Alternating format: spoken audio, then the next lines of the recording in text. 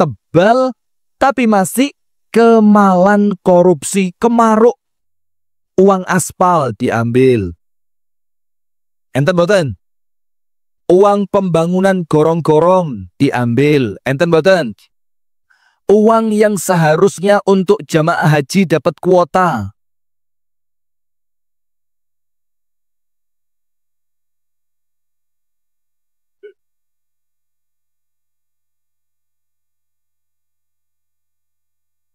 Yang seharusnya kuota itu milik umat. Lah kok didol. Ini yang sakit bukan akalnya. Akalnya pinter, Pak. Bisa cari cara untuk memanipulasi. Manipulasi itu apa?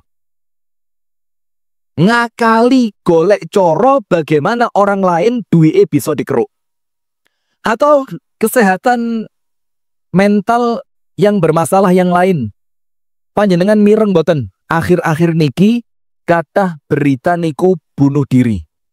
Nggih, gantung diri, minum racun. Bahkan sampai yang bunuh diri itu tidak sendirian. Sebelum seorang ibu bunuh diri, dia minumkan racun ke anak-anaknya terlebih dahulu. Ketika diteliti, dicek, dipelajari oleh pihak yang berwenang, ternyata ibu tersebut merasa susah dalam ekonomi, akhirnya khawatir anaknya tidak bisa makan, karuan mesisan di pateni. Ini mentalnya rusak. Atau termasuk sakit mental yang lain. Senengane pamer. Kalau bahasa kerennya flexing. Napa, Pak? Flexing. Flexing niku napa? Pamer. Punya jam tangan mahal. Wah, lek nggawe kelambi dicincing terus, digulung terus. Cek jame ora ketutupan. Kemudian punya apa? Jam lagi, jam niku jam. Selain jam apa?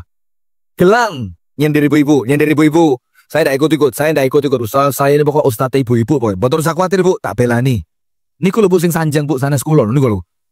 MC ini niku lho Bu. Nah, misalkan ibu-ibu punya gelang baru. Waduh, beratnya emasnya 22 karat.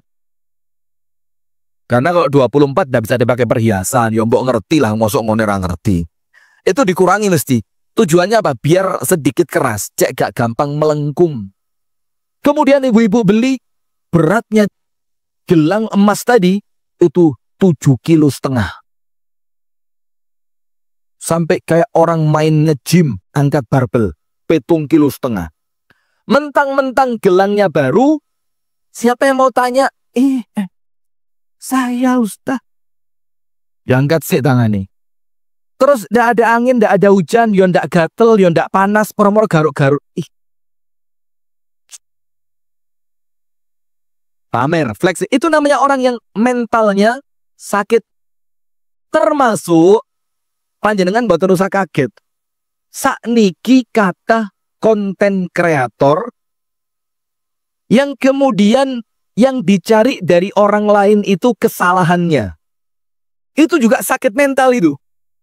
Nanti perlu kita bawa bareng-bareng. Kalau tidak bisa dibawa sukarela, kita paksa aja. Coba dikerutuk itu, dipaksa itu, diangkat bawa ke dokter spesialis jiwa. Itu kalau dalam istilah keren NPD. Narcissistic Personal Disorder. Serang ngerti belas Pak kondangan. Bingung. Apa itu? Narcissistic Personal Disorder. Itu orang yang terkesan kepingin dinomorsatukan terus. Kalau ada sesuatu yang salah, dia tidak mau mengakui kesalahan tapi menyalahkan orang lain. Kalau ada sesuatu dia melakukan yang namanya playing. Oh, ngerti. Oh, playing victim. Playing victim itu apa? Terkesan dia yang jadi korban padahal dia pelakunya. Itu NPD. Itu juga sakit mental. Nah, sekarang ini jamaah, kalau kita mau rangkumkan, karena lemahnya iman, penyakit-penyakit mental itu muncul. Karena lemahnya apa? Iman. Karena imannya lemah, gemandul marang Gusti Allah lemah. Gemandul niku napa? Gondelan marang Gusti Allah lemah. Pemahaman tentang hidup setelah kematian yang lemah. Kemalan kemaruk donya yang menghinggapi manusia menjadikan mereka itu roto-roto kena penyakit mental. Padahal orang-orang yang beriman itu punya satu jargon di dalam tauhid. Di dalam apa, Pak? Bu, ibu-ibu putih. Utang nginggil. Masya Allah, moga-moga surganya juga dinginggil juga insya Allah. Amin. Tapi ya pasti di bawahnya saya dikit. Nah sudah, maka umat Islam ini jamaah punya satu dalam ilmu tauhid yang menjadikan uripe gak mungkin sumpek. Uripe gak mungkin sumpek. Satu dalam ilmu tauhid, apa itu? Ketika terjadi takdir yang tidak diinginkan, ketika terjadi sesuatu yang tidak kita harapkan, ketika muncul ketidakbaikan, ketika muncul sesuatu yang bikin Anda sedih, Anda susah, Anda merasa sempit, maka ucapannya orang beriman apa? Qadarullahu wa ma syaa fa'al. Ini merupakan ketetapan takdir dari Allah. Selesai. Qadarullah. Ini kersone Gusti Allah. Wa ma syaa, dan apapun yang Allah inginkan, fa'al, pasti oleh Allah dilakukan. Nah maka ada ucapan dari Asy-Syaikh Mutawalli Asy-Sya'rawi. Gini. Tulis. Bikin quote. Bagus ini. Ya saya baleni loh ini, pisan toi. Pasang telinga. Oh rekami, pinter. Iya daripada tulis ya, pasang kamera ke status WA. Ada ucapan dari Asy-Syaikh Mutawalli Asy-Sya'rawi rahimahullahu ta'ala ketika beliau mengatakan tentang mental yang sehat. Atine waras. Atine pripun? Waras. Itu beliau bilang begini. Ketika ada orang ditimpa penyakit yang berat, maka boleh jadi fisiknya sakit. Yang sakit apa? Fisik. Tapi idza radhiya biqadha'illahi fi maradhihi, ketika dia ridho, nerimo, ikhlas apa yang Allah takdirkan terhadapnya dengan penyakit tadi, maka beliau mengatakan fahuwa salimul qalbi, maka orang itu waras. Tapi yang waras napa nih? Salimul qalbi, atine waras. Maka tidak usah khawatir kalau yang sakit cuma fisik, panjenengan wafat entek penyakit tinggi apa nggih? Tapi kalau yang sakit hati, sombong, ucup, pamer, yo titit sik panas komat. Komat apa azan? Baik ya, azan dulu ya, nanti saya lanjutkan. Baik jamaah sekalian dan pemirsa dimanapun Anda berada, sudah masuk waktu azan Isya di daerah Pagondangan, Afrika Selatan, Jawa Tengah. Maka nanti insya Allah kajian ini akan kita lanjutkan setelah kumandang adzan Isya. Barakallahu fikum.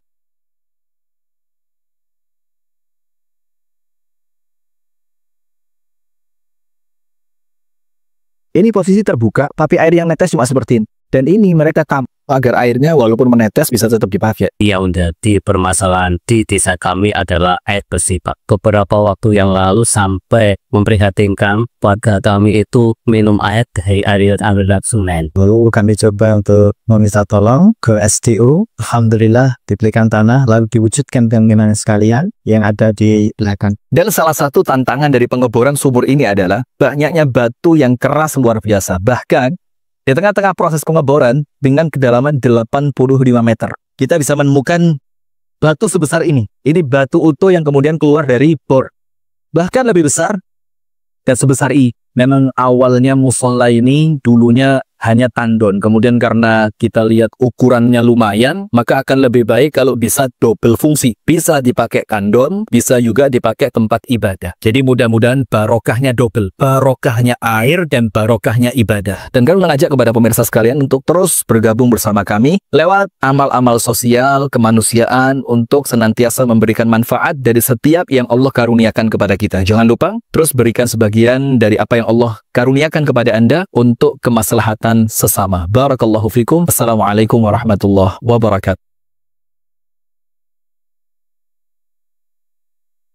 Ini posisi terbuka, tapi air yang netes cuma seperti ini. Dan ini mereka tap agar airnya walaupun menetes bisa tetap dipakai. Yang menjadi permasalahan di desa kami adalah air bersih, Pak. Beberapa waktu yang lalu sampai memprihatinkan warga kami itu minum air dari aliran Senen. Lalu kami coba untuk meminta tolong ke SDU. Alhamdulillah diberikan tanah, lalu diwujudkan teman-teman sekalian yang ada di belakang. Dan salah satu tantangan dari pengeboran sumur ini adalah banyaknya batu yang keras luar biasa. Bahkan di tengah-tengah proses pengeboran dengan kedalaman 85 meter, kita bisa menemukan batu sebesar ini. Ini batu utuh yang kemudian keluar dari bor.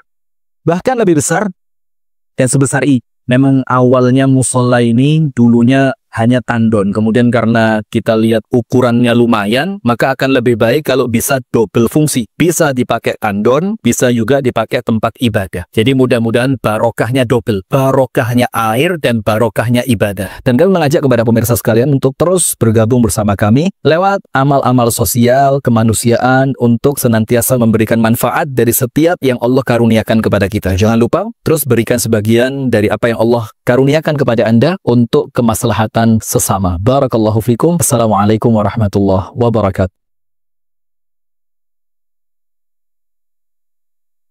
Bismillah, alhamdulillah, assalatu wassalamu ala rasulillah wa ala alihi wa sahbihi wa man wala wa la hawla wa la quwata illa billah wa ba'du. Kita lanjutkan hadirin sampai ucapan Asy-Syaikh Al-Mutawalli Asy-Sya'rawi rahimahullah. Beliau mengatakan kalaulah kita ini Allah takdirkan kena penyakit yang berat, ya mudah-mudahan semuanya sehat walafiat, nggih. Amin ya rabbal alamin. Dan mudah-mudahan yang sedang sakit oleh Allah diberikan kesembuhan. Amin. Beliau mengatakan kalau orang yang diuji dengan penyakit itu ridho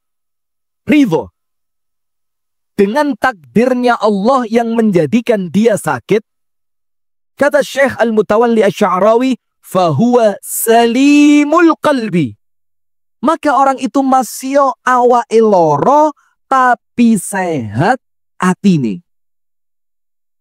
Jadi orang itu kalau yang sakit fisik, sakit itu akan terhenti ketika dia meninggal dunia.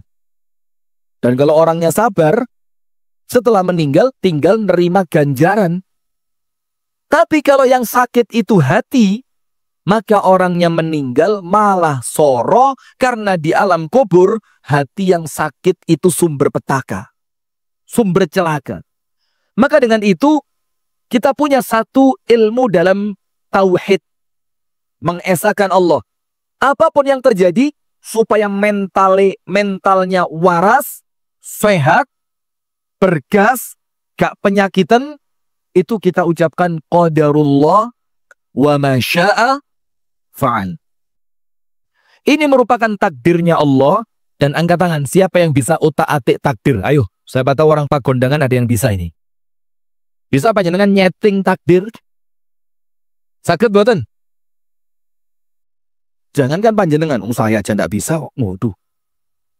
Nah, ndak ada yang bisa. Maka takdir itu bukan untuk disesali, tapi untuk dikelola dengan baik. Faham nggih? Nah, maka wa ma syaa fa'al, dan apa yang Allah inginkan pasti oleh Allah dilakukan. Nah, sekarang jamaah, dengan semua penyakit-penyakit mental tadi, orang Islam harus tampil sebagai pelopor kesehatan hati. Sumringah. Sumringah itu apa? Bergembira, murah senyum. Ketemu orang itu vibes-nya positif. Alah, gak ngerti vibes. Apa bahasa Pagondangannya apa? Vibes itu apa? Loh, yang ngerti loh, jadi Masya Allah ya. Jadi kalau ketemu orang, suasana itu langsung nyenengke. Terpancar kesehatan hatinya.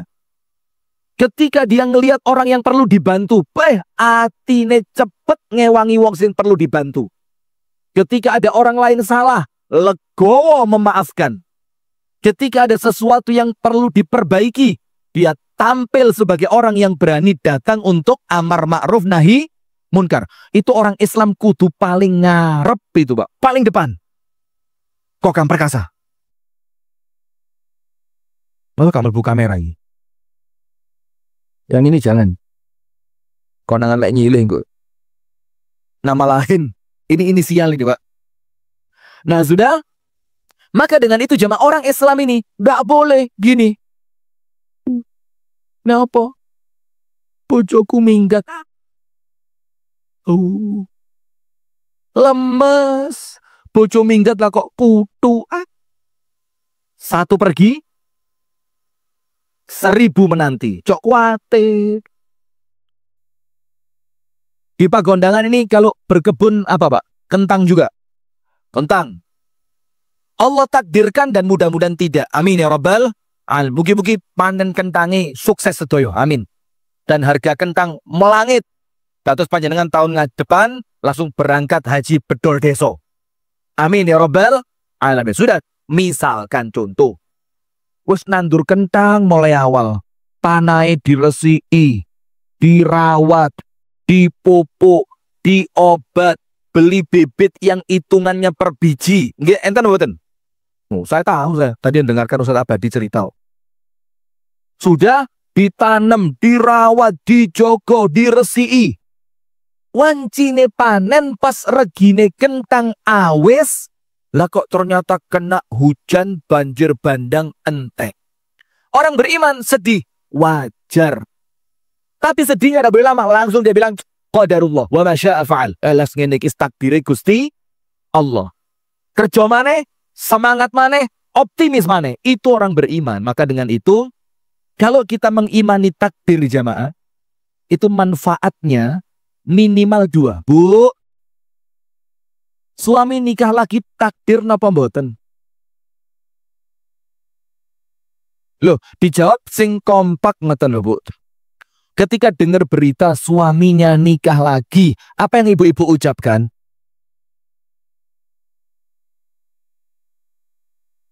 Barusan kita ngomong loh ya. Kita ngomong apa? Qadarullah wa ma syaa fa'al. Bu, pripun Bu kalau dengar berita, Mbak, lah kok bojomu serabi maneh, Mbak? Panjenengan terus mengucapkan apa, Bu? Wani pegat. Loh. Masya Allah. Jagoan-jagoan Pak Gondangan ini ternyata ya. Nah, sudah. Itu contoh. Maka orang yang mengimani takdir, minimal dia akan mendapatkan 2 kebaikan. Ini Allah menceritakan tentang apa? Bahwasannya semua manusia itu takdirnya telah diciptakan min qabli an nabra'aha. Sebelum manusianya itu apa? Wujud. Itu takdirnya sudah lengkap. Lahir dari bapak siapa, ibunya siapa, nanti lahirnya di mana, sekolahnya, umurnya, rezekinya, istrinya, lengkap sudah. Tulis. Kemudian Allah mengatakan dalam Al-Quran, melanjutkan ayat tadi, supaya kita itu mentali sehat. Gak gampang. Kesel didik. Kesel. Turu. Sampai wayang ngaji keturun. Apa ini? Mental lemah. Mental lemah. Itu mbah-mbah itu semangat, Masya Allah. Mbah, Yuswa pinten Mbah panjenengan Mbah? 70 Mbah. Saya kira 41 Mbah. Masya Allah. Masih sehat loh. Istri masih ada Mbah? Istri usia berapa? 37. Masya Allah. 70. Istri usia berapa Mbah? Benten pinten tahun kali panjenengan? Kinten-kinten mawon. Oh, sepantar nggih. Sebaya, seusia. Alhamdulillah, mugi-mugi pinaringan sehat, panjang umur, istiqomah, rumah tangganya bahagia, anak putu sedoyo kalian Gusti Allah dijogo. Amin ya Rabbal alamin.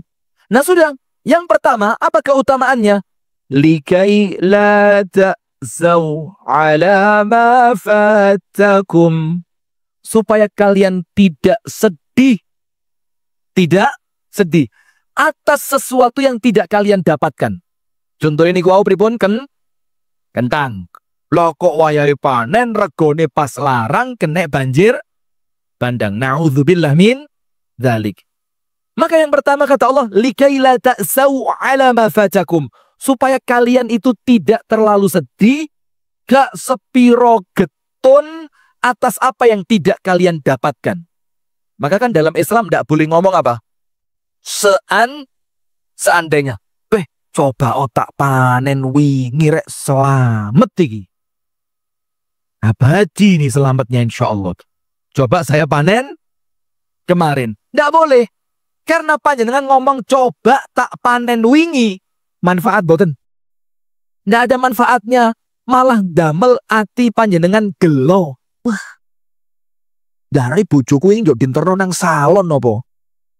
Dari bojoku ini njuk enterno nang dokter kulit skincare apa? Janu entuk duit 300 juta iki. Lah kok tak tinggal sedino kena banjir? Nggak boleh. Karena kalimat seandainya itu membuka pintunya siapa? Setan. Setan seneng Mbak dibisi terus. Iya bojomu sing keliru, janu awenge bojomu budal dhewe lah ya iso. Lah apa jonterne barang iki kentangmu rusak, keplakne bojomu. Ojo dikeplak tok wis pegatene lah wis. Golek liyane sing nom-nom si akeh. Lho ngoten lho Mbak. Nah, sudah, maka dia tidak akan sedih. Karena apa? Dia yakin takdir Allah pasti terjadi. Itu nomor satu. Lek kelangan sesuatu atine gak sedih. Nomor dua, wala tafrahu bima atakum. Kalau panjenengan berhasil, supaya tidak sombong. Wah, panene wapi eram. Oh, iki mesti dijogo beneran. Ngene iki kersane Gusti Allah. Takdire Gusti Allah. Misalkan panjenengan punya anak, anaknya dadi dokter, insinyur. Ustaz disebut apa enggak Ustaz? Gak sepiro membanggakan nih. Anaknya jadi dokter, insinyur. Bahkan anaknya menjadi penasehat menteri. Ustadz nasional. Ustadz Rifki lah. Jangan. Nanti sombong nanti, tak boleh. Nah, sudah. Ketika orang lain ngelem niku napa? Memuji. Bayo Mbak, njene sampean ini lho Mbak. Sampean niku Mbak, zamane wong liyane senengane senam. Lah kok sampean di omah nguruki anake sampean belajar. Zamane wong wedok liyane nonton karnaval napa karnaval? Val napa pal?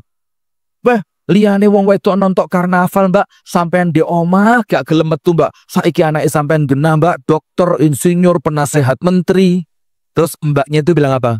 Walah Mbak, ngene iki kersane Gusti Allah. Maka Nabi Sulaiman ketika mendapatkan nikmat yang besar, Nabi Sulaiman mengatakan apa? Hadza min fadli Rabbi. Ini semua kekayaan, kerajaan, kedudukan, kesuksesan, hadza min fadli Rabbi. Ngene iki kabeh karuniane Gusti Allah. Tujuannya apa? Liyabluwani aashkuru am akfur. Yang dengan nikmat sukses ini Allah ingin memberikan ujian. Napa ujiannya Pak? Apakah saya bersyukur atau saya malah kufur? Nah sekarang ada 5 obat loro hati. Termasuk loro hati itu non sewu lho nggih. Bu, non sewu nggih. Kula ceramah ngeten iki mboten napa-napa, Bu. Lho nggih jelas mboten napa-napa Ustaz kula kok. Nah, sudah. Termasuk sakit atine penyakitan itu napa, Pak? Gampang kepingin. Ngeliat tetangga bawa ini, wah, lek duwe kayak ngono penak. Napa, Pak? Mary gampang kepingin. Saya pernah ngaji di Jawa Timur bagian selatan. Saya tidak sebut tempatnya ya. Tapi kalau Jawa Tengah gini Jawa Tengah. Jawa Tengah ini tempatnya para wali-wali ini. Wali santri, wali murid, Masya Allah. Di sini banyak. Sudah. Ini saya jujur nggak ngerti. Nggak ngerti. Tenanan nggak ngerti. Sebelum saya ceramah, waktu itu masih ada waktu sekian menit. Sama takmir diajak masuk ke ruangan takmir. Kalau di sana, Pak, Ustadz datang itu suguhannya duren.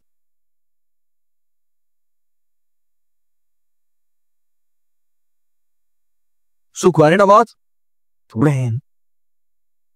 Wangsul niku, Pak. Digawani kentang niku, wih, saksakan.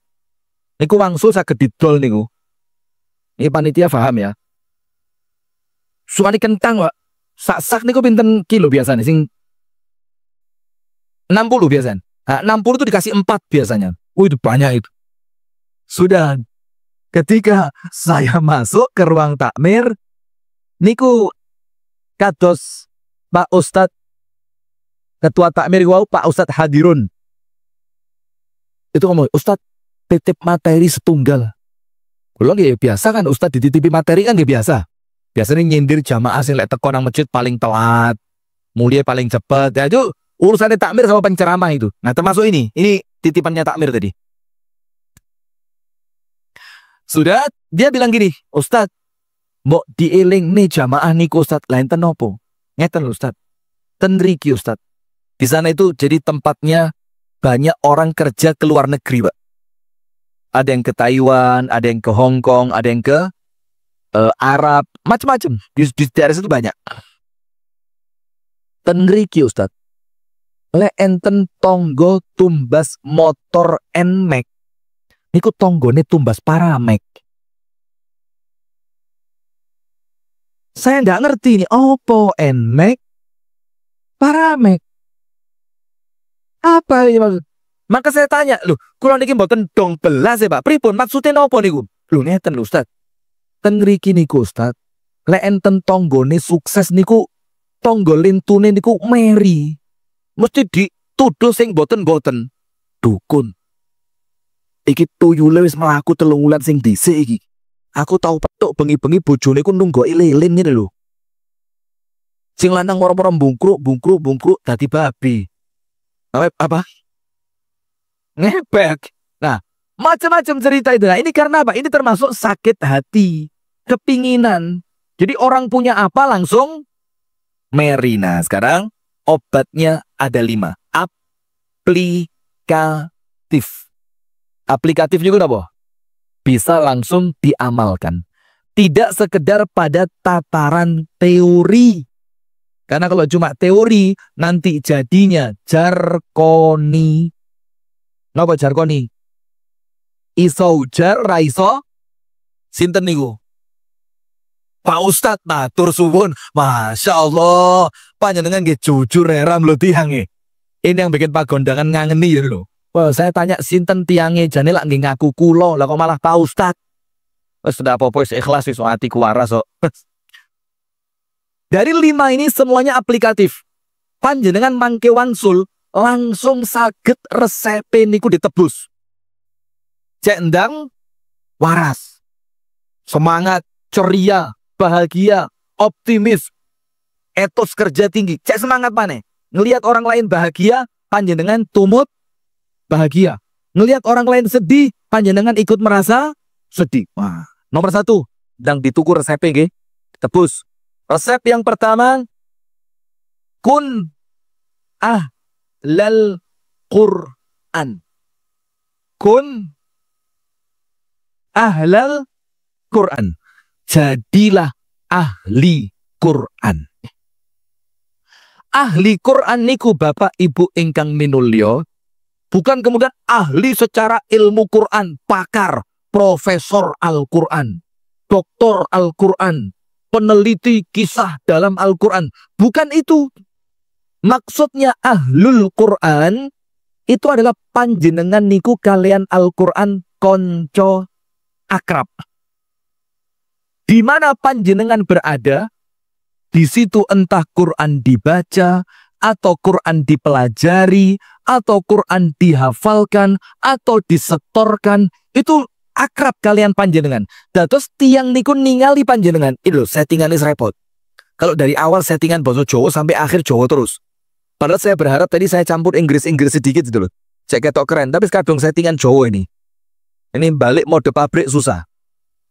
Maka nanti ketika panjenengan niku ketinggal pun di mawon, maka orang lain yang meningali panjenengan, ngerti orang lain yang meningali itu apa? Orang lain yang melihat panjenengan, maka Anda itu dimanapun, kapanpun, aktivitas apapun, tidak pernah lepas dari Quran. Panjenengan tulis, Pak. Atau kalaupun tidak ditulis, betul nopo-nopo, maka panjenengan buka ten YouTube ya. Sanes YouTube.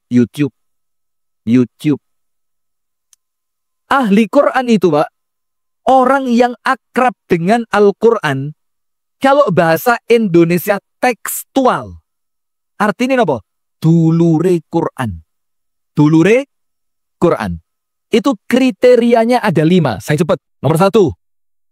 Tahsinu tilawatihi. Belajar membaca Quran. Nomor 1 apa? Belajar. Maka bapak-bapak, ibu-ibu yang usianya sudah sepuh, dereng saged maos Al-Quran, boten nusah isin. Isin niku panjenengan boten saged maos Quran, terus panjenengan boten kepingin belajar. Itu isin di sini. Tapi selama panjenengan kepingin pinter baca Quran, belajar. Putune pinter ngaji diceluk, le, rini oleh, uro ono mbahmu moco Quran. Atau kalau tidak seperti itu, usul sama takmir Masjid An-Nur Pagondangan, Bapak Hadirun. Tanya sama beliau, ayo Pak Hadirun, nggak belajar membaca Quran khusus lansia. Khusus lansia. Yang usianya mungkin di atas 50, 52, 55, 60, 80, 130, 150. Boy, 150 tahun. Entek nyawon ya. Supaya apa? Orang itu tidak malu belajar nomor 1. Jadi mau belajar membaca Quran. Kalau sudah bisa membaca, maka apa? Nomor 2, banyak membaca. Nomor 1 belajar, nomor 2 banyak membaca. Terus kalau pengen jadi ahlul Quran, itu bukan cuma lek kober. Terus lek kober. Apa lek kober itu? Kalau sempat. Tapi menyempatkan diri untuk baca Quran. Diakei lek moco. Sehari 1 juz. Ada yang sehari 3 juz. Sekarang ada program khatam Quran per 10 hari. Berarti sehari berapa juz? 3 juz. Itu ada komunitasnya. Nomor 2, banyak membaca. Nomor 3, menghafalkan. Latihan hafalan. Terus panjenengan lek sholat niku, lek ngimami sholat, lek sholat piyambak tahajud, niku sing diwaca mboten namung trikul mawon. Trikul ketambahan setunggal, kul ketambahan inna a'toina. Trikul napa? Kulhu, kul a'udzu birabbil falaq, kul a'udzu birabbin nas. Ketambahan setunggal kul. Kul ya ayyuhal kafirun, ketambahan inna a'toina. Muter limong gelibet, kul maneh, kul maneh. Nah, sehingga panjenengan ketika sholat itu ayatnya variatif. Apalan.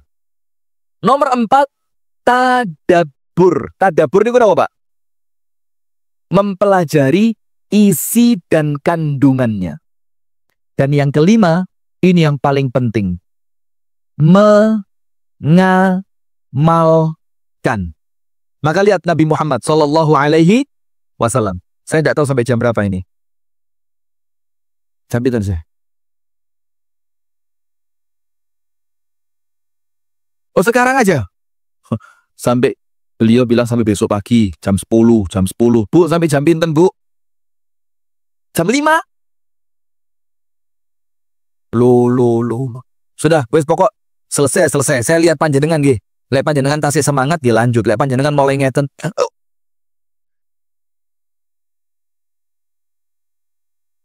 Kerja gini sesuai mandek berarti. Panjenengan lihat Nabi Muhammad sallallahu alaihi wasallam. Ketika Ibunda Aisyah radhiyallahu anha ditanya oleh para sahabat, Ibunda Aisyah, ceritakno kepada kami nih, pripun akhlake Kanjeng Nabi. Akhlaknya seperti apa? Kata Ibunda Aisyah, iki lek tak ceritakno situk-situk, gak mari-mari. Singkat, padat, jelas. Ngopo?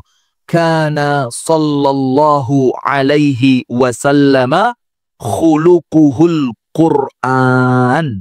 Akhlake Kanjeng Nabi itulah Al-Qur'an.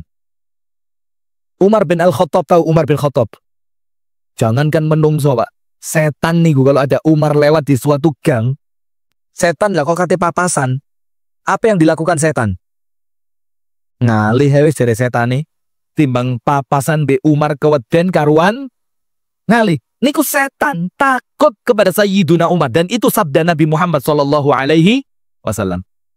Itu pernah suatu hari Bilal bin Rabah, panjenengan semeret nggih Bilal nggih, muadzinnya Nabi Muhammad. Bilal itu tanya kepada asistennya Umar, namanya Aslam. Namanya sinten? Aslam. Ya Aslam, sif lana Umar idza kana ghadib. Aslam, ceritakan kepada kita Umar itu kalau marah seperti apa? Boy, wong gak ngamuk medeni. Landane pas ngamuk. Itu Bilal tanya kepada Aslam, karena Aslam ini saben dintene mendampingi Sayyiduna Umar. Di rumah bareng, keluar bareng, macam-macam bareng terus. Maka Bilal tanya, Aslam, penasaran. Sayyiduna Umar itu lek ngamuk modelnya koyo opo? Seperti apa? Apa kata Aslam? Weh, Bilal, pertanyaanmu abot. Inna Amirul Mu'minina Umar idza ghadib la yusuf. Umar itu kalau marah gak iso dicerita nih. Lah bagaimana saya mau cerita? Umar belum marah, saya sudah kabur. Loh, terus ya apa ceritanya? Loh, saat durunge ngamuk es medeni. Maka sebelum Umar marah kami pergi. Apa kata Bilal? Wallahi la. Demi Allah tidak. Demi Allah tidak. Kata Bilal, inni laqitu Umar fi qimmati ghadabihi. Thumma qara'tu alaihi ba'da ayil Qur'an.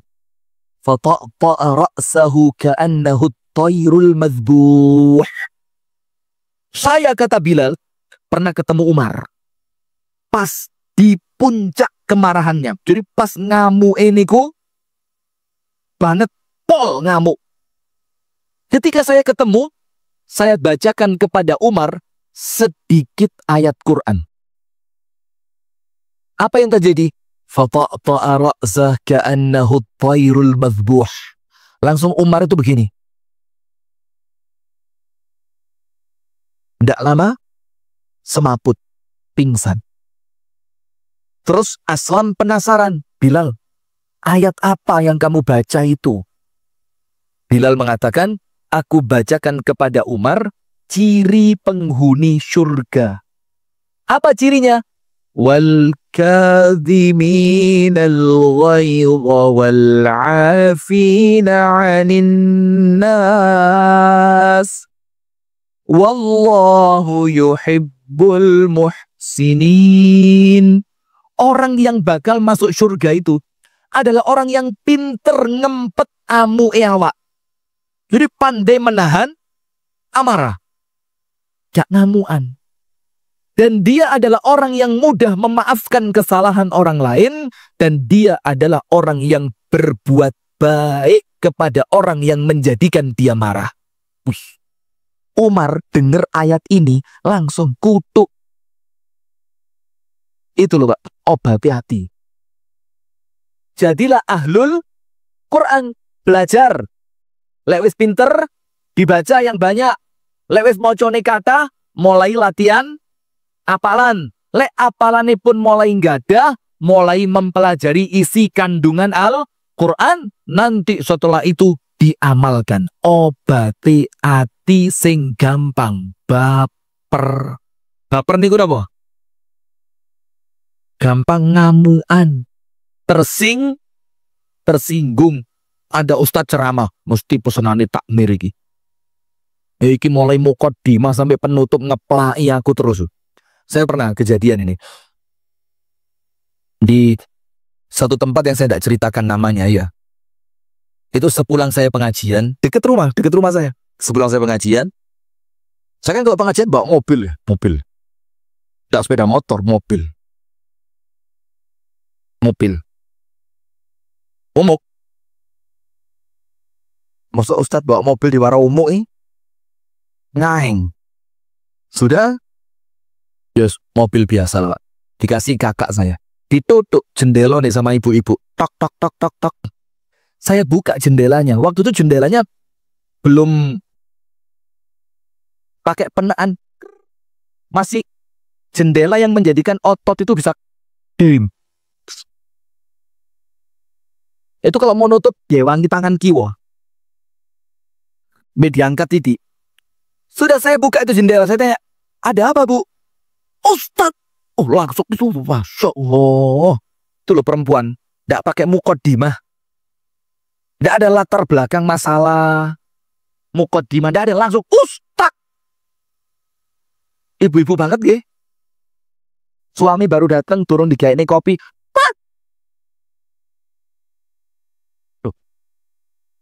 Sabar, jangan curhat di sini, sabar. Tahu dia. Tidak usah cerita ke Ustadz Abadi. Sudah? Ustadz, itu materi pengajian titipannya tuan rumah ya? Waduh, ada apa bu? Anda, materi ini sudah saya siapkan beberapa waktu yang lalu. Alah, tidak mungkin, Umu. Saya bilang, ngaing. Masya Allah. Sudah? Lu kenapa bu? Kenapa? Ustadz tahu enggak? Lu enggak tahu, belum diberitahu. Apa itu bu? Mulai pembukaan ceramah Ustadz sampai kafaratul majelis itu saya kena terus. Walah, baper toh panjenengan bu. Nah ini artinya apa pak? Sakit, mentalnya enggak sehat. Orang itu kalau mentalnya sehat, ada ceramah yang menyindir dia, itu jadi bahan introspeksi. Jadi bahan muhasabah. Mulai mikir, loh kok pengajiannya tepak yo? Kok pas keadaanku yo? Ojo-ojo, jangan-jangan memang ini caranya Allah untuk mengingatkan saya. Itu kalau mentalnya sehat. Tapi kalau mentalnya sakit, Pak Hadirun diparani nang omahe nanti. Iku mesti pesen ngono Pak Hadirun iki ya. Nah, jadi jamaahnya baperan. Sekarang kenapa Quran itu obat, Pak? Panjenengan buka surah Al-Isra 82. Surah Al-Isra ayat 82. Kemudian surah Yunus 57. Jadi ayatnya 2 saja, cek gak kepengin. Nomor 1 Al-Isra berapa? 82. Kemudian surah Yunus ayat 57. Keduanya sami. Isinya apa? Menjelaskan bahwa Quran itu syifa. Quran itu apa? Syifa. Syifa itu apa? Obat. Ada satu cerita. Panjenengan buka di kitab Ad-Da wa Dawa. Punya Ibnul Qayyim. Ada kitabnya Ibnul Qayyim, judulnya apa? Ad-Da wa Dawa. Penyakit dan obatnya. Ibnul Qayyim cerita, dulu saya berangkat ke Mekah. Sampai Mekah, awakku loro. Nggak ketemu dokter, nggak ketemu obat. Maka aku mengobati diriku sendiri dengan apa? Aku ambil air Zam-Zam. Bismillah, ini lagi niati Zam-Zam, dados Zam-Zam tenanan. Zam-Zam, bismillah.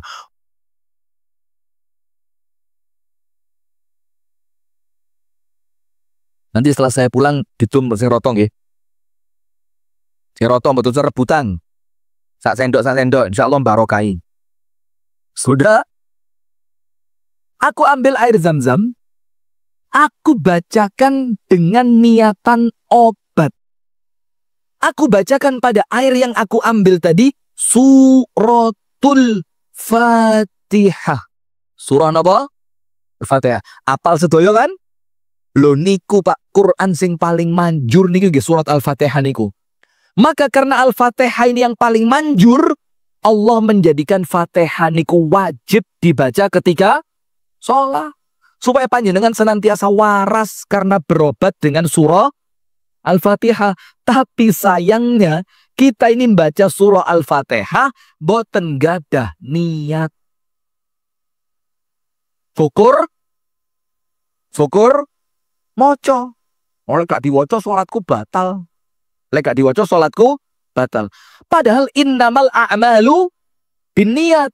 Kalau panjenengan sholat terus panjenengan mikir aku kok maca surat Al-Fatihah, maka bagaimana? Gusti Allah, tak niati Al-Fatihah yang saya baca itu ya Allah, kalau saya sakit jadi penyembuh, kalau saya ada masalah jadi obatnya, kalau saya ada keinginan menjadi pendorongnya, kalau saya punya sesuatu yang kurang baik menjadi penawarnya. Tadi Pak, bong satu hari panjenengan baca berapa kali Al-Fatihah? Apa yo pitulas? Wong kadang-kadang beduk be asar ora salat kok. Kadang-kadang sholatnya namung maghrib, isya, subuh nggih kan? Ngaku nggih. Memalukan pak kondangan panjenengan. Sudah. Maka kalau panjenengan niatkan Al-Fatihah itu untuk obat, ya waras tenanan. Maka Ibnul Qayyim bilang apa? Qadarullah dengan surah Al-Fatihah tadi waras. Maka setiap ada orang yang datang minta resep obat, tak resepi, ambillah air putih,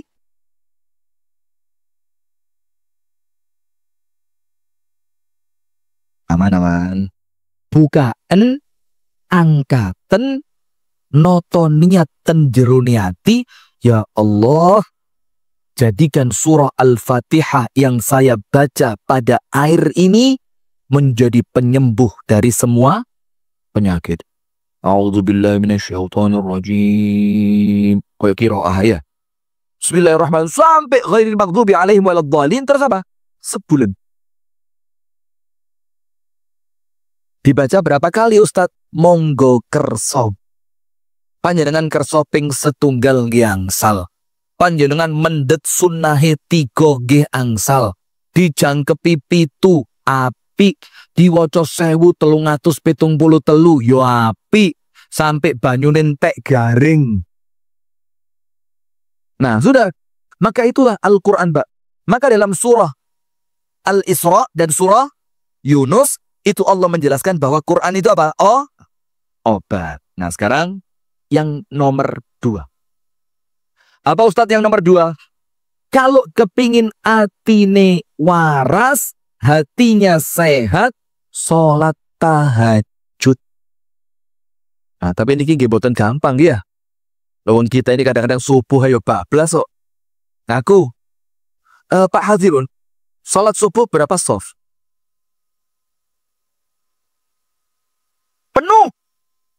Penuh dengan malaikat-malaikat Allah. Sholat subuh berapa soft? 5 soft? Bagus lu, Masya Allah. Al-Hasbi lu 2 gak jantung kadang-kadang. Al-Hasbi berapa? Iya putra. 3 soft?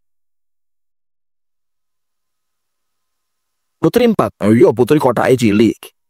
Yang putra tadi loh 3 soft ya. Alhamdulillah. Karena Al-Hasbi ini masjidnya apa? Lebar. Jadi 3 softnya Al-Hasbi di sini oh, bisa jadi 10. Iya. Dia nih saya seneng Ustadz. Sudah. Yang kedua sholat tahajud. Nyata Mbak. Kulo damel simple. Simple nih gue apa?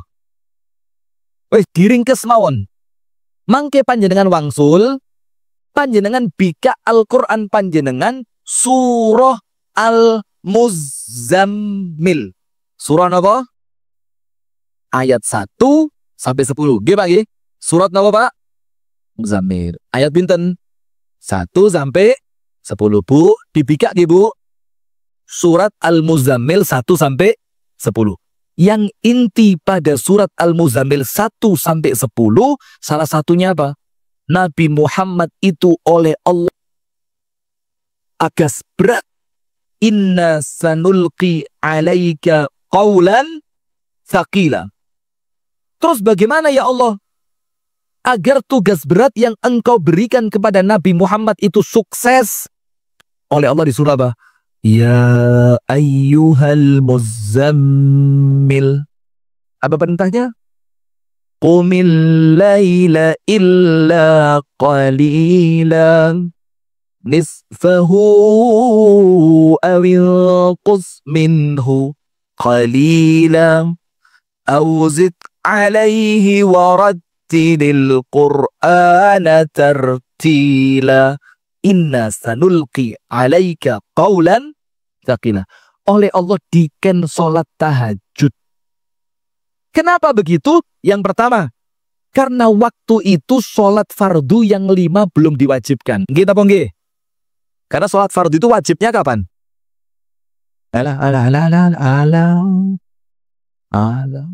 Setelah balik. Masya Allah, apa nih lo api eram. Kapan diwajibkan? Setelah balik. Pak kondangan out of the box. Ya semua Pak setelah balik Pak. Maksudnya setelah kisah apa? Isra wal Mi'raj. Baru wajib sholat. Dan panjenengan tahu Pak, sholat itu Allah wajibkan. Salah satu rentetan peristiwanya. Alah, ini saya khawatir kok kaboten nih. Enggak ya. Salah satu apa?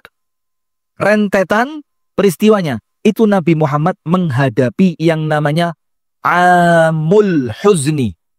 Tahun yang penuh dengan kesedihan. Kenapa? Dua orang yang paling dicintai, yang dua orang ini paling berjasa dalam dakwahnya Nabi Muhammad, itu wafat dalam waktu berdekatan. Sinten? Ya, sapot balik niku wau lenggara ya. Yang pertama, Sayyidah Khadijah, istri tercintanya Kanjeng Nabi. Nomor 2 siapa? Pamannya yang bernama Abu. Karena Allah tahu ini sedih lek gak ditulungi sholat gak bakal hilang, maka oleh Allah Nabi Muhammad yang sedang sedih diundang ke langit. Cek. Pulang disukani oleh-oleh. Napa oleh-oleh? Kentang. Nanti gula Ustadz mangke pripun. Jadi 20 kilo ping 4. Datosnya pinten? 240. Lek di duit ini pinten niku, Pak? Lumayan. Niku daripada kentangnya abot duit mawon. Astagfirullahaladzim. Sudah, lanjut. Maka Allah tahu ini sedih Nabi Muhammad ini. Sampai tahunnya dibilang tahun yang penuh dengan kesedihan. Bagaimana caranya biar sedihnya cepat luntur? Dikengken sholat. Nah, kalau tahajud tadi secara khusus, itu adalah untuk menguatkan mental. Menguatkan apa? Mental. Maka orang yang tahajudnya ajek, gak gampang ceklek. Panjenengan pegang omongan saya. Orang yang tahajudnya ajek itu istiqomah, rutin, kontinu, ratau pedot, maka orangnya gak gampang ceklek. Nah sekarang panjenengan buka surah Al-Isra ayat 79. Surah apa Bu? Surah apa Bu? Ayat pinter, andur pakondangan, Masya Allah. Apa ayatnya? Allah berfirman, wa minal laili fatahajjad bihi nafilatan lak asa an yab'athaka rabbuka maqaman mahmuda. Dan di sebagian waktu malam, Allah nyuruhnya tidak semuanya loh Pak. Alah setipi ae. Di sebagian waktu malam. Tapi istiqomah. Sholatlah engkau tahajud sebagai apa? Ibadah nafilah. Nafilah niku artosipun apa? Tambahan. Tujuannya apa ya Allah? Asa ayyab'athaka rabbuka maqaman mahmudan. Dengan tahajud tadi, Allah akan memberikan kepadamu posisi yang terpuji. Nggak harus jadi presiden, nggak. Karena jadi presiden gak mesti terpuji. Iya, lah usah niki presiden nggih diuber-uber ijazahnya nggih boten medal-medal kok. Nggih napa nggih?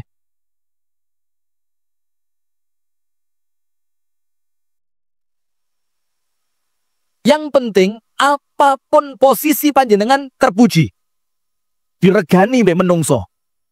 Panjenengan itu tidak diremehkan oleh manusia. Nah, maka tahajud ini, Pak, menjadikan panjenengan itu senantiasa dikontrol kalian Gusti Allah. Terus tiang ingkang ajek sholat tahajud niku kalian Gusti Allah tangane dituntun. Ngene lho le. Ojo ngene le. Ayo le sing jujur, ojo ngapusi. Jangan bohong. Ayo Rono, bojomu Paranono jaluk sepuro. Mosok mari ditinggal rabi maneh gak dijak ngomong. Nah. Begitu. Dituntun sama Allah. Kenapa? Dengerin.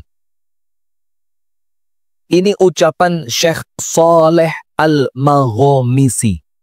Saleh Al-Maghomisi.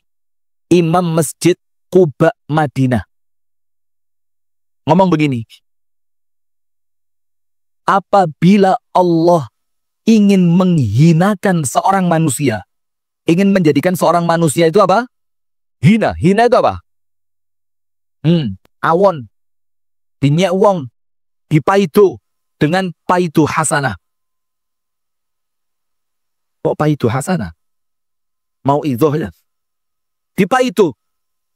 Ketika Allah akan menghinakan seorang manusia, Allah ingin menjadikan dia gagal. Allah ingin menjadikan dia kecewa. Allah ingin menjadikan dia dikhianati. Allah ingin menjadikan dia orang yang tercela. Maka apa kata Syekh Maghomisi? Tidak mungkin dibangunkan untuk tahajud. Sebaliknya, ra'san alal aqib, sakwali'e. Ketika panjenengan oleh Allah dibangunkan sholat tahajud, yakin, tidak mungkin tidak. Besok harinya, panjenengan pasti dimuliakan sama Allah. Karena tidak nyambung, Mbak. Coba radio niku kemeresak. Gak pas. Lek muter, gelombang. Gak pas. Itu tidak masuk akal. Orang yang oleh Allah dibangunkan tahajud, ternyata besoknya orangnya celaka. Itu mboten connect. Tidak connect dengan apa? Dengan surah Al-Isra ayat 79.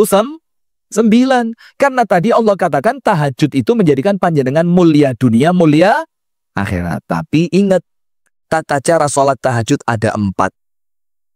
Nomor 1, habis isya secara langsung. Niku namine nggih sanes tahajud jane. Tapi menutup ibadah sebelum tidur dengan sholat witir. Nomor 2, bukan setelah isya langsung. Nomor 2 apa? Saderenge tilem. Nah, terus panjenengan saderenge tilem, panjenengan melebet ten kamar mandi, resik-resik, wudhu, sikat gigi, ganti pakaian yang bersih, panjenengan gelar sajadah, terus panjenengan ngadep ten ngarsane Gusti Allah, panjenengan witir 3 rakaat. Cara yang keberapa? 2. Panjenengan yang mana, Pak? Ba'dal isya atau sebelum tidur? Apa gak belas? Ah, bagus, jujur. Cara yang nomor 3. Di akhir malam. Akhir malam niku pripun? Panjenengan panjenengan bagi malam niku pinten jam, panjenengan bagi 3. Misalkan malam itu kan mulai adzan maghrib. Maghrib jam pinten? Katakan jam 6 ya. Subuh jam berapa? Jam 4. 7, 8, 9, 10, 11, 12, 1, 2, 3, 4. Berapa jam? 10. 10 panjenengan 3. Maka 10 dibagi 3 berapa? Katakanlah 3 jam. Wes, gampang ya. 3 jam. Maka 3 jam sebelum subuh, itu artinya 1/3 malam yang terakhir. 3 jam sebelum subuh. Berarti mulai jam 1, jam 2, 1. Mulai 1, 2, 3. Karena 4-nya apa? Subuh. Nah, maka mulai 1 sampai menjelang subuh, itulah 1/3 malam terakhir. Itu cara yang nomor 3. Di akhir malam, saderenge adzan subuh. Yang terakhir, ini yang paling afdol. Apa coba yang paling afdol? Ustadz, bukannya yang paling afdol itu sepertiga malam terakhir. Afdol, tapi bukan yang paling afdol. Ini penjelasan dari Asy-Syaikh Abdussalam Asy-Syuwairir alal madhab al-Imam Ahmad. Beliau mengatakan yang paling afdol nomor 4. Apa itu? Di awal malam. Awal malam itu ba'dal isya. Turuse. Tilem rumien. Tidur. Set. Kemudian bangun menjelang tengah malam. Tahajud. Sampai masuk sepertiga malam terakhir. Kalau tadi ukurannya sampai jam berapa berarti? Jam 1. Setelah masuk sepertiga malam terakhir, ditutup witir. Setelah witir, tidur lagi sampai azan subuh. Kenapa ini yang paling afdol? Karena yang nomor 4 ini, Pak, kalau panjenengan bangun, itu bangunnya murni untuk tahajud. Tapi kalau yang ketiga tadi, itu panjenengan bangunnya mesisan. Mesisan apa? Nah, mesisan adzan subuh. Maka beda. Orang yang bangun karena memang Allah yang mesti kudu tangi wong dilungkas subuh. Dibandingkan orang yang bangun khusus untuk sholat tahajud. Nah, maka jamaah minimal 3 rakaat witir. Maka insya Allah ati panjenengan waras. Amin ya rabbal alamin. Yang ketiga, al-khulata war-rufaqa as-salihah. Khulata itu apa? Kumpulane. Rufaqa itu apa? Kekancan. Kumpul lan kekancan dengan orang-orang solih. Kalian sinten? Orang soleh. Karena begini jamaah. Wes ini kurang 10 menit sampai jam 8 ya. Telat itu. Jamnya baterai entek katanya. Begini jamaah.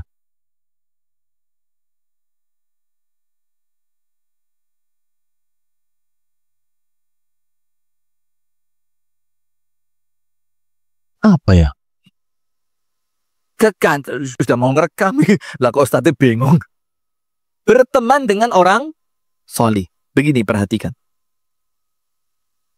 Lali pleng. Hilang lang. Berteman dengan orang soleh itu saya loncati dulu ya. Nanti mudah-mudahan ingat saya. Tapi sudah lupa tadi. Tapi insya Allah ingat lagi. Panjenengan tahu Nabi Muhammad dalam surah Kahfi. Dalam surah apa? Kahfi. Oleh Allah diperintah untuk apa? Wasbir nafsaka ma'alladzina yad'una rabbahum bilghadati wal ashiyyi yuriduna wajha. Wahai Muhammad, sing sabar. Untuk apa? Duduk bersama orang-orang yang soleh. Sekarang saya mau tanya, manusia paling soleh sedunia siapa? Siapa? Jelas Nabi Muhammad. Loh, maksud tiang pakondangan? Nabi Muhammad manusia paling soleh. Itu pun disuruh ngumpuli orang soleh. Karena apa? Kesolihan itu nular. Pripun? Kesolihan itu nular. Nah, ini saya ingat sekarang yang tadi. Maka kalau dalam syair Jawa, tombo ati. Angel Muhammadiyah ndak kompak lek gini-ginian ini seraiso ora tau pujian no. Ya ora tau melu solu gini. Sudah. Maka begini, tombo ati iku ono 5 perkara. Nomor 1, 2, 3, 4, 5. Salah satu di antara 5 itu apa? Wong kang soleh kumpulono. Sinten wong kang soleh niku? Nggih Ustaz Slamet Abadi niki. Itu kalau kumpul dengan mereka, soleh nular. Solehnya apa? Nular. Maka lihat ayatnya At-Taubah 119. Berteman dengan orang soleh. Surat apa? At-Taubah. Ayatnya pinten? 119.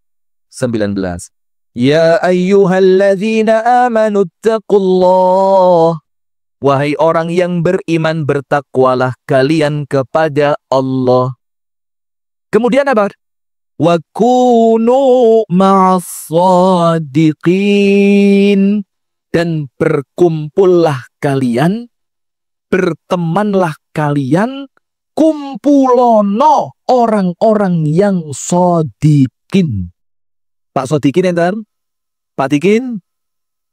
Bersama orang-orang shadiqin. Shadiqin itu sifat orang-orang yang tidak pernah jelek, gak tahu jahat, gak tahu ngapusi, gak tahu belenjanik. Wa kunu ma'as shadiqin. Oleh Allah diperintahkan kumpul bersama orang soleh. Insya Allah hati ini waras. Keempat, saya singkat. Kathratu as-sawmi. Banyak. Saum napa saum? Siam napa? Puasa. Karena Ibnul Qayyim mengatakan penyakit hati itu yang paling besar itu penyebabnya ada 3. Terus tiang niku lek atine loro, mentalnya sakit, penyebab faktor paling besar 3.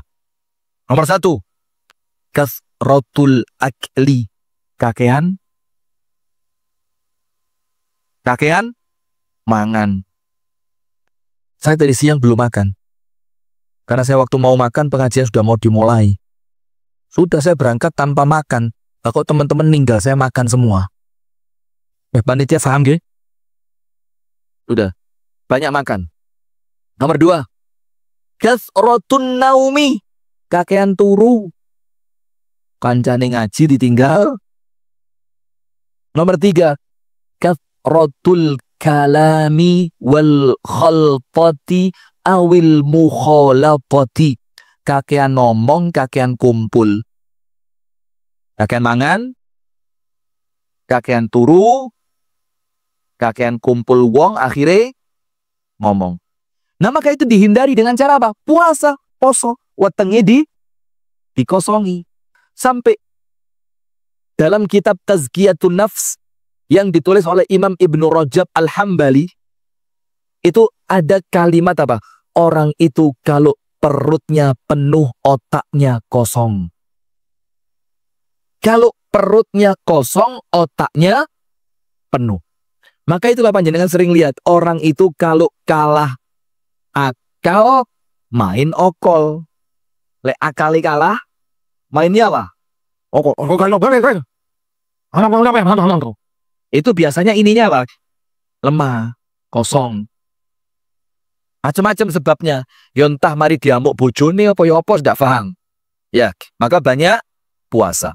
Banyak puasa ini jamaah menjadikan seseorang itu senantiasa dalam pertolongan Allah. Dan hati itu akan melunak. Melunak itu apa? Menggebuk. Akan apa? Melunak itu apa? Lemes. Gampang tersentuh.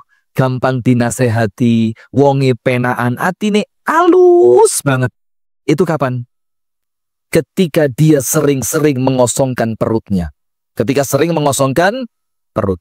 Maka ulama zaman dulu ngasah basiroh dengan 2 hal. Ulama zaman dulu, bukan ulama zaman sekarang. Karena sekarang katanya bukan basiroh tapi bisyarah. Maka kalau ulama zaman dulu ngasah, biar basirohnya itu tajam.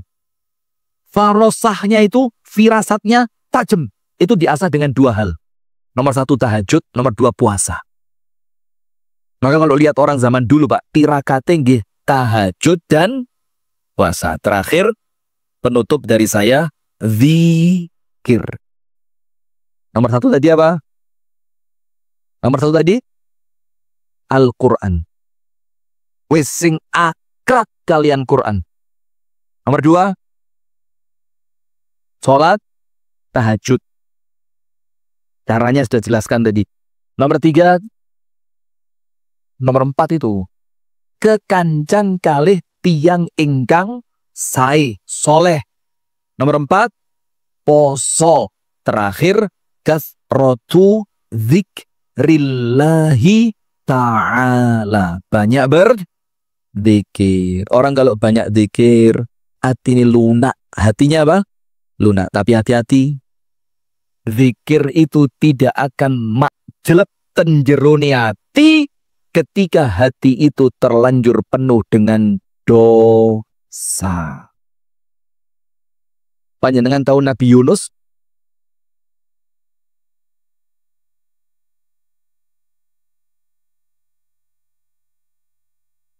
Angel, bingung wis. Nabi Yunus tahu Nabi Yunus? Dimakan ikan apa? Hiu, paus. Hiu ya buyar, Pak. Paus, Bu. Masuk dalam perutnya ikan paus. Rongga perutnya itu sebesar itu. Lengkungannya di depannya tadi. Lengkungannya masjid yang kanan atau kiri itu. Munu gede. Dibawa masuk ke dalam laut.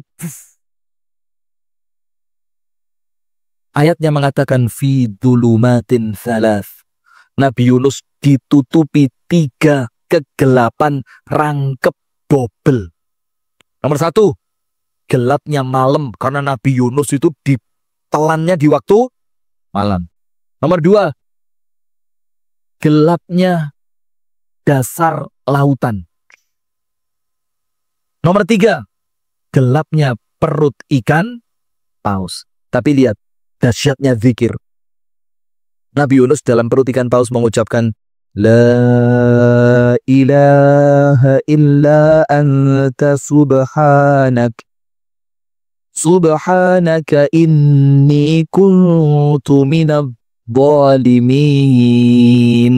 Ya Allah, hamba ngaku ya Allah, tidak ada yang berhak diibadahi kecuali Engkau. Dan hamba ngaku, hamba termasuk orang yang zalim. Dibaca terus La ilaha illa anta subhanaka inni kuntu minadh dhalimin. Sampai dalam hadis dikatakan apa? Kalau ada orang kesusahan, baca zikirnya Nabi Yunus, hilang susah.